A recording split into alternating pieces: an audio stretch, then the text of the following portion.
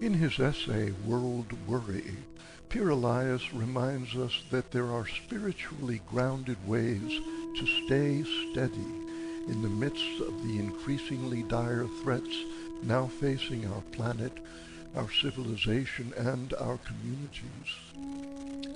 One of these is to find what matters in each sphere of our existence, from the intimate details of who we are to the larger spaces of our lives.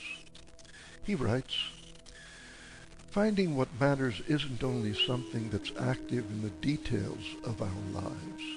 It can also guide us in their larger trajectory. What work we turn to, how we determine our life's priorities, and what we give our energy to. Here, our question about what matters resonates deeply into the future, not only in our own lives, but into the lives of our descendants, into the seventh generation. How will what I devote my life to nourish the life that is to come?" One way to think about this is as nested spheres of mattering. We can think of the innermost sphere as the personal self, the complex, self-aware biosystem at the very core of our individual realities. It's not just the body and mind, it's the habits and predilections that determine how healthy we are and how well we function physically, emotionally, and spiritually. For some, attractiveness or fitness might be what matters. For others, it might be vitality and the ability to bounce back from difficulties. Next is the sphere of our intimate relationships, our deep connections to family and close friends.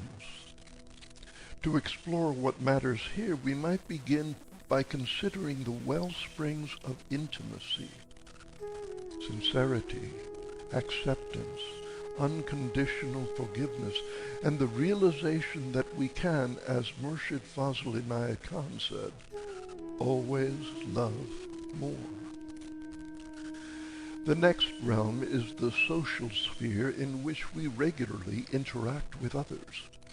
Our homes, our neighborhoods and workplaces, all our social environments, be they real or virtual. To find what matters here, we could begin with some of the basic values of human relations: respect and consideration. Inayat Khan urges us to follow the law of reciprocity, to give and take in a balanced way. And Pir Elias often tells us to keep kindness, gentleness at the heart of all our interactions. Beyond our social sphere is the domain we might call the world, both the good earth we inhabit and the civilization we are part of. Finding what matters may be trickier in this domain because it can seem more abstract. We can't hug the planet or invite civilization for coffee. Yet we are intimately connected to them. One helpful starting point in discovering what matters here could be the serenity prayer.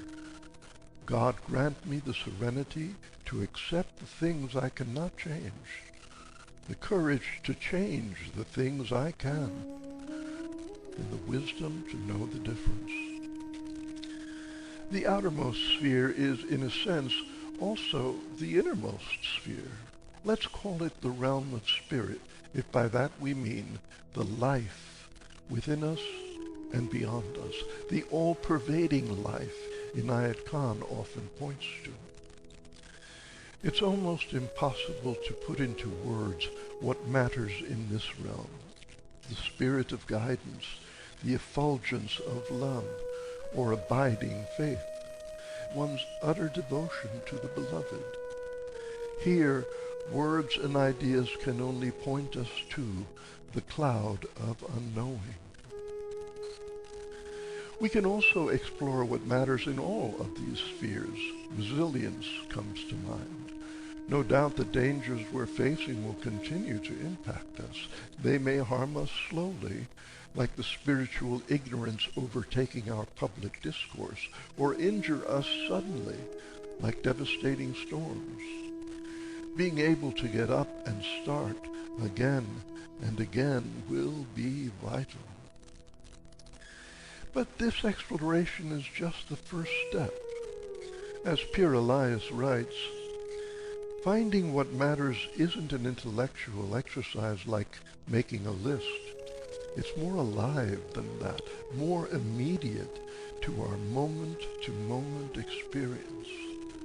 For example, we might say that kindness matters, but the living quality of kindness is something we must find and open to again and again as we live.